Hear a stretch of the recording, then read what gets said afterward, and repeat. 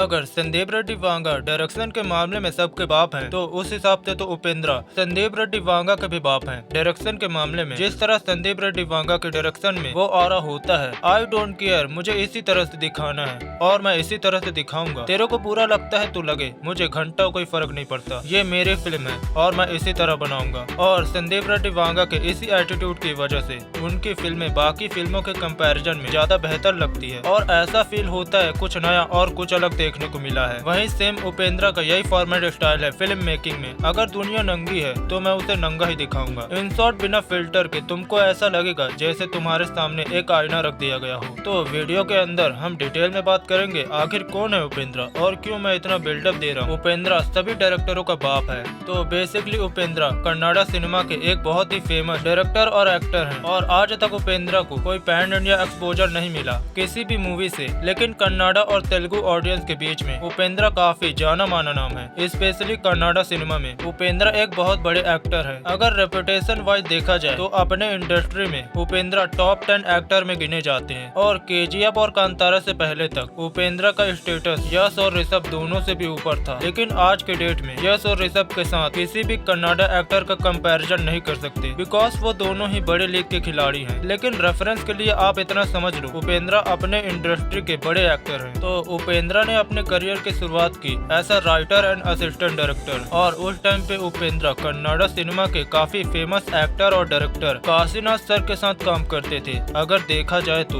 उपेंद्रा के करियर में सबसे बड़ा हाथ काशीनाथ सर का था, क्योंकि उन्होंने ही उपेंद्रा को उनका पहला ब्रेक दिया। जब भी काशीनाथ सर अपनी किसी भी फिल्म को बना रहे होते थे तो उपेंद्रा उन्हें हमेशा असिस्ट करते थे, न सिर्फ राइटिंग में बल्कि डायरेक्शन में भी। तो उपेंद्रा का सबसे पहला बिग स्क्रीन अपीयरेंस सन 1989 के फिल्म अनंता अवतारा से हुआ, जिसको काशीनाथ सर ने डायरेक्ट किया था और वो इस फिल्म के हीरो भी थे। और इस फिल्म में उपेंद्रा का कैमियो था एज अ कामदेव। इसके अलावा काशीनाथ सर के साथ और भी फिल्मों में उपेंद्रा का कैमियो देखने को मिला। अगर मैं बोलूँ तो उपेंद्रा काशीनाथ सर के साथ एज अ हेल्पर काम कर रहे थे फिल्म मेकिंग के हर डिपार्टमेंट में, चाहे वो स्क्रीन प्ले, सॉन्ग या फिर डायलॉग लिखना हो। फिर 1992 में उपेंद्रा ने अपना डायरेक्टर डेब्यू किया कन्नाडा फिल्म तरले नानमगा के साथ और यह फिल्म कमर्शियली सक्सेस बनती है बॉक्स ऑफिस पर। फिर अगले साल 1993 में उपेंद्रा एक और फिल्म बनाते हैं तुस नाम से और ये फिल्म भी कमर्शियल सक्सेस होती है। जहां उपेंद्रा की पहली फिल्म एक कॉमेडी थी, वहीं उनकी दूसरी फिल्म हॉरर जॉनर की थी। इसका मतलब उपेंद्रा ने अपने डेब्यू के साथ ही 2 कमर्शियल हिट दे दी, वो भी 2 अलग जॉनर में। इसी के साथ उपेंद्रा ने इंडस्ट्री में अपने आप को एज अ इंडिपेंडेंट डायरेक्टर साबित कर दिया था। इसके बाद उपेंद्रा की तीसरी फिल्म आती है सन 1995 में, जिसका नाम होता है ओम। उनकी पिछली फिल्म की तरह ये फिल्म भी कमर्शियल सक्सेस होती है बॉक्स ऑफिस पे। इतना ही नहीं, मूवी को कल्ट क्लासिक का स्टेटस भी मिलता है और ये फिल्म क्राइम थ्रिलर जॉनर की होती है और ये चीज उपेंद्रा की क्रिएटिविटी का डिस्प्ले है। अपने करियर की शुरुआत में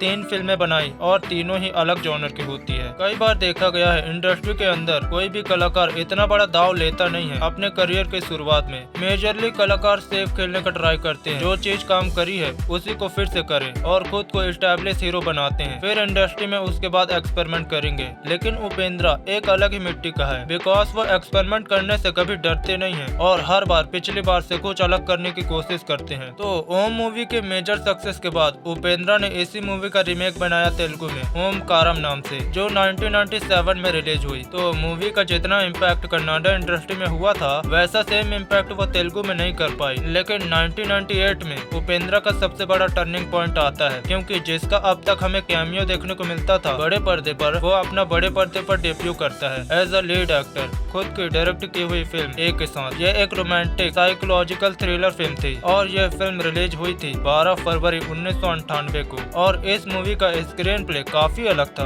क्योंकि मूवी के शुरुआत होते ही 15 मिनट के बाद ही द एंड आ जाता है और ये चीज काफी अलग थी, क्योंकि लोगों ने इससे पहले कभी ऐसा कुछ देखा ही नहीं था थिएटर में। मूवी का जो स्क्रीन प्ले था वो भी काफी यूनिक था, क्योंकि वो बाकी फिल्मों की तरह नहीं था, क्योंकि मल्टीपल फ्लैशबैक और रिवर्स टेक्निक का यूज किया गया था मूवी में। साथ ही साथ मूवी का स्क्रीन प्ले बोल्ड और आउट स्पोकन था। और इतना तो मैं दावे के साथ बोल सकता हूँ, जो लोग संदीप रेड्डी वांगा की फिल्में देख के ऑफेंड हो जाते हैं वो तो उपेंद्रा की ये फिल्म देख के पागल हो जाएंगे, क्योंकि ये मूवी का 15 मिनट इतना क्रेजी है। तो मूवी का स्टोरी लाइन कुछ ऐसा होता है, मेंटल हॉस्पिटल का एक पेशेंट वहाँ के एक स्टाफ को मार के भाग जाता है और जब पुलिस उसका पीछा करती है तो पुलिस उसके एक आदमी को मार के उसकी गन ले लेता है और ये काफी फ्रस्ट्रेट होता है दुनिया के गलत कामों को लेकर। और इसका ये मानना है दुनिया में सिर्फ अच्छे लोगों को जीने का हक है और जो लोग बुरा काम करते हैं और जो बुरे हैं उनको कोई हक नहीं है जीने का। इसके बाद ये एक मंदिर में जाता है और गणपति भगवान के सामने जितने भी पूजा के सामान रखे थे उन सबको वहाँ से फेंक देता है और फिर गणेश भगवान से कहता है कि तुम यहाँ पे बैठ के तमाशा देख रहे हो, दुनिया जलते जा रही है, बुरे लोग बुरे काम करते जा रहे हैं, कितने लोग तकलीफ से गुजर रहे हैं और तुम यहाँ पे बैठ के एंजॉय कर रहे हो। अगर तुम्हारे पास इतनी ताकत है तो तुम सारे बुरे लोगों को मार क्यों नहीं देते? पहले आप ये पूरा सीन देखो।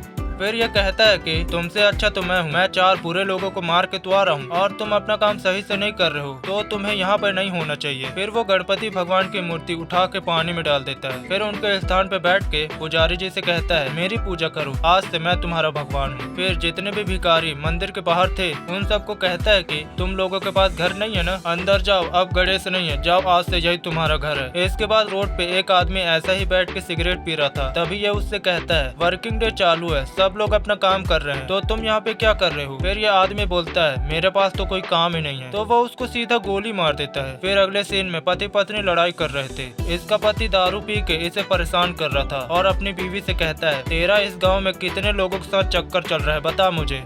ये सब देख के हमारा हीरो उसके पति को गोली मार देता है और उससे कहता है अब तुम आराम से जियो, अब तुम्हारा पति तुम्हें परेशान नहीं करेगा। फिर ये औरत हीरो को गाली और शराब देने लग जाती है, इसने मेरे पति को मार दिया करके। लेकिन हमारा हीरो समझ नहीं पाता कि मैंने तो इसके लिए अच्छी चीज की, तो फिर ये मुझे गाली क्यों दे रही है। तो ये उस औरत को भी गोली मार देता है। मैं सही में बोल रहा हूँ, इस मूवी का 15 मिनट देख के मैं फैन हो गया था, क्योंकि गुदा लगता है इंडियन लोगों के बीच में ऐसा कुछ दिखाने में। इसके बाद मूवी का मेन प्लॉट सामने आता है कि फॉरेन से आई हुई प्रोड्यूसर मरीना को ये फिल्म दिखाई जाती है जो हमारे लेट सूर्या ने बनाई थी। लेकिन इस मूवी का क्लाइमैक्स उन्हें समझ में नहीं आता, क्योंकि सेंसर बोर्ड ने काफी कट लगाए थे और वो चाहते थे ये मूवी के क्लाइमैक्स को फिर से शूट किया जाए ताकि वो इस मूवी को फिल्म फेस्टिवल में शो कर सके। और वो चाहते थे सूर्या ही इस फिल्म के क्लाइमैक्स को शूट करे। लेकिन प्रेजेंट डे में सूर्या देवदास बन चुका था लव फेलियर के चलते, और जो काम उसके पास आता था वो भी उसे मना कर देता था और पूरा दिन अपने लव इंटरेस्ट चांदनी के ख्यालों में खोया रहता था। अब चांदनी जो है वो टॉप की हीरोइन है और उसको सूर्या में बिल्कुल भी इंटरेस्ट नहीं है, लेकिन फिर भी सूर्या पागलों की तरह उसके पीछे पड़ा रहता है। फिर हमें एक सीन में देखने को मिलता है चांदनी सूर्या से परेशान हो चुकी है उसके डेली के टॉर्चर से। वो उससे कहती है तुम मुझसे प्यार करते है ना, सामने कुआं दिख रहा है ना, जा उसमें कूद जा। और सूर्या कूद भी जाता है बिना कुछ सोचे समझे। लेकिन सही टाइम पे मरीना उसे बचा लेती है, बिकॉज मरीना भी सूर्या के पीछे लगी है ताकि वो ए फिल्म की शूटिंग को खत्म कर सके। सूर्या फिर चांदनी के पास आता है और कहता है देख मैं तेरे लिए कुआं में भी कूद गया। लेकिन चांदनी को उस पर बिलीव नहीं होता, तो चांदनी सूर्या को एक टूटे हुए बिल्डिंग के पास लेके आती है और फिर सूर्या से कहती है तेरे पास 2 ऑप्शन है, या तो तू मुझे भूल जा या तो तू मुझे पाना चाहता है तो इस बिल्डिंग से कूद जा। चांदनी सूर्या को समझाने का ट्राई भी करती है, वो उससे प्यार नहीं करती, वो किसी और से प्यार करती है। लेकिन फिर भी सूर्या समझता नहीं है। सूर्या को ऐसा लगता है चांदनी उसके प्यार का टेस्ट ले रही है और ये जानते हुए भी बिल्डिंग से कूदने पर उसकी जान जा सकती है। लेकिन अपने प्यार को प्रूफ करने के लिए सूर्या बिल्डिंग से कूद जाता है। वहीं मरीना भी इन दोनों के पीछे आ रही होती है और वो सूर्या को हॉस्पिटल लेके जाती है उसका इलाज करवाने। इसके बाद सूर्या की हमें बैक स्टोरी पता चलती है। बेसिकली सूर्या पहले टॉप का डायरेक्टर था और वो प्यार व्यार पे बिल्कुल भी बिलीव नहीं करता था, बस अपने काम पे फोकस रखता था। और जो भी लड़की उससे अपने प्यार का इजहार करती थी वो उसे मार मार के उसके प्यार का भूत निकाल देता था। तब इसी तरह चांदनी भी उसके सेट पर आती है काम की तलाश में ऐसा न्यू कमर, और वो चांदनी को ब्रेक देता है अपनी आने वाले फिल्म में ऐसा हीरोइन। लेकिन बाकी हीरोइन की तरह चांदनी को भी सूर्या से प्यार हो जाता है। जब चांदनी सूर्या के सामने अपने प्यार का इजहार करती है तो सूर्या उसको भी मारता है, बिकॉज सूर्या का क्लियर फंडा है कि प्यार व्यार सब धोखा है। जब तक चीजें अच्छी चल रही होती है तब तक लोग आपके साथ होते हैं, जैसे ही चीजें बुरे हो जाएंगे कोई भी आपके आसपास भी नहीं दिखाई देगा। लेकिन चांदनी फिर भी नहीं मानती, तो सूर्या उसके प्यार को टेस्ट करने के लिए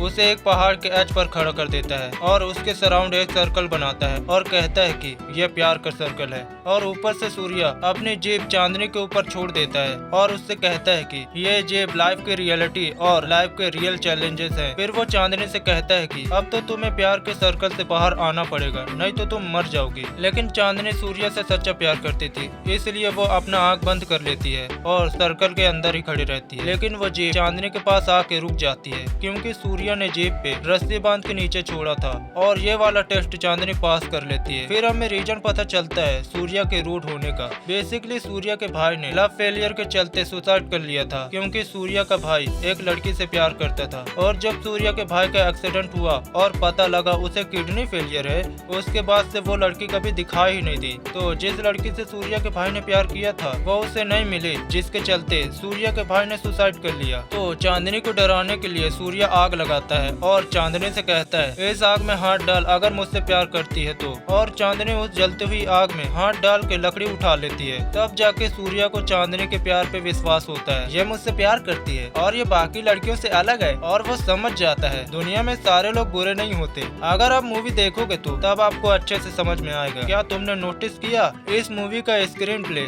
कितना क्रेजी था? डायरेक्टर प्यार को साबित करने के लिए क्या क्या करवा रहा था। और एक एनिमल मूवी जब उसने जूता चाटने को कहा तो लोग ऑफेंड हो गए थे। आखिर तुमने कैसे कहा एक लड़की साबित करे जूता चाट के अपना प्यार? सही में अगर ये लोग उपेंद्र की ये मूवी का सीन देखेंगे तो पागल ही हो जाएंगे। ये तो बस स्टार्ट है, बिकॉज उपेंद्र की जो अगली डायरेक्ट करी हुई फिल्म थी जो रिलीज हुई थी 1999 में, जिसका टाइटल था उपेंद्र। बेसिकली उपेंद्र ने अपने नाम से ही इस मूवी का टाइटल रखा था। सही में इस मूवी के सीन और भी खतरनाक है। तो मूवी में फिल्म के लीड को दिखाया जाता है जिसका नाम होता है रति, और उसे मूवी के हीरो से प्यार है और वो उसे देखने के लिए शहर के हर बुरे जगह जाती है। बार, रेड लाइट एरिया, आप जितनी बुरी जगह सोच सकते हो सोच लो, वो वहाँ पे जाती है उसे देखने के लिए। आप जान लो हमारा लीड हीरो जो है वो ये सारी चीजें करता है, रेड लाइट एरिया पे जाता है, मारा मारी भी करता है और शराब भी पीता है, लेकिन फिर भी हमारी लीड हीरोइन रति को उससे प्यार है। और प्यार करने का रीजन क्या है? हमारा लीड हीरो दुनिया के सारे गंदे और बुरे काम करता है, लेकिन फिर भी वो सच बोलता है और मानता है कि मैं गंदा हूँ, मैं बुरा हूँ। तो रति का बाप मंदिर का पुजारी होता है और जो हमारा लीड हीरो होता है वो उसके बाप को दारू पिला देता है। और दारू पिलाने का रीजन ये है कि हमारे लीड हीरो का मानना है दारू पीने के बाद लोग अपने अंदर की सच्चाई को बाहर निकालते हैं। फिर हमारा हीरो पुजारी से कहता है सबसे गलत तो तू है, तू लोगों के पाप का प्रायश्चित करवाता है जिस वजह से लोग और पाप करते हैं। फिर वो पाप की माफी मांगने मंदिर आते हैं और फिर जाके और पाप करते हैं। जब रति को पता चलता है हमारे लीड हीरो ने उसके बाप को दारू पिला दिया है, फिर वो जाके हीरो के कान के नीचे एक मारती है और कहती है तूने मेरे बाप को दारू कैसे पिलाया? फिर हमारा लीड हीरो रति से कहता है तुझे क्या लगता है तेरा बाप सबसे बड़ा सज्जन है? उसने कभी कोई गलत काम नहीं किया क्या? तू बहुत बड़ी सज्जन है, तूने कभी कोई गलत काम नहीं किया। फिर वो रति का हाथ पकड़ के कहता है गणपति भगवान के ऊपर हाथ रख के कसम खा तूने कभी जिंदगी में कोई गलत काम नहीं किया। अगर तू ये कर लेती है तो मैं तेरे पैर पड़ूंगा। और वो ये भी कहता है ये बहुत पावरफुल गणपति है, अगर तूने झूठ बोला तो तेरे हाथ पैर खराब हो जाएंगे। फिर रति कहती है भले ही मेरे मन में कोई गलत ख्याल आया होगा कभी, पर मैंने जान के कभी कोई गलत काम नहीं किया। और वो भगवान पे हाथ रख देती है। फिर हमारा लीड हीरो रति के पैर पड़ने लग जाता है कि तुम तो बहुत महान हो, आज भी तुम्हारे जैसे लोग जिंदा हैं, तुम तो सर्वश्रेष्ठ हो, मैं तुम्हारे पैरों में गिरना चाहता हूँ। जब रति घर आती है तो देखती है उसका बाप चखना वखना लेके मस्त दारू पी रहा था। उसका बाप कहता है अब क्या छुपाना,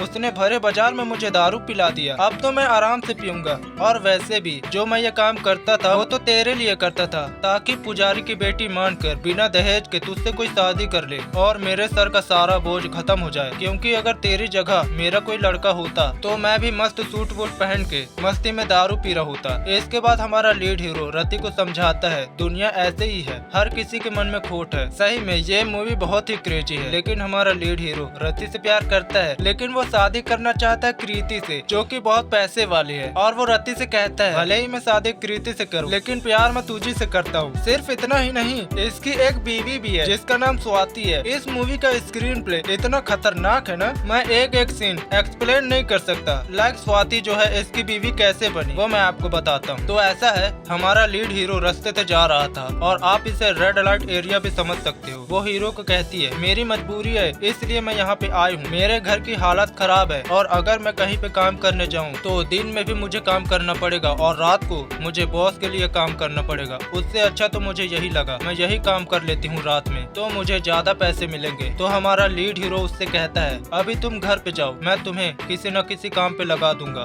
तब स्वाति उससे कहती है मुझे कोई टेम्पररी काम नहीं चाहिए, अगर तुम मुझे कोई परमानेंट काम दे सकते हो तो बोलो। फिर वो उससे बोलती है तुम मुझसे शादी मत करना, लेकिन बीवी बना के अपने घर पे रखना। फिर इसके इंटरवल के सीन में कृति रति को पानी में धकेल देती है और हमारे लीड हीरो के सामने एक सिचुएशन आ जाती है, या तो वो कृति को भागने से रोक सकता है या तो वो रति को बचा सकता है। तो यहाँ पे हमारा लीड हीरो कृति भागे ना, इसलिए उसके सारे कपड़े फाड़ देता है और फिर जाता है वो रति को बचाने के लिए। सही में अगर आप उपेंद्र की ये वाली मूवी देखोगे ना, आप ये भूल जाओगे संदीप रेड्डी वांगा सबसे बोल्ड मूवी बनाता है। मैंने तो सिर्फ कुछ ही सीन बताया है, वो भी फ्रेम बाय फ्रेम नहीं बताया। वो चीज आप देखोगे तो जान सकते हो मूवी कितनी बोल्ड है। सिर्फ सीन को बोल्ड दिखाने के लिए ऐड नहीं किया गया, बल्कि मूवी सेंस भी बनाती है। लाइक मूवी के जो 3 हीरोइन है, कृति, स्वाति और रति, ये तीनों किसी न किसी सिंबल को शो करती है। लाइक कृति मनी को सिंबल करती है, स्वाति जिम्मेदारी को और रति प्यार को सिंबल करती है।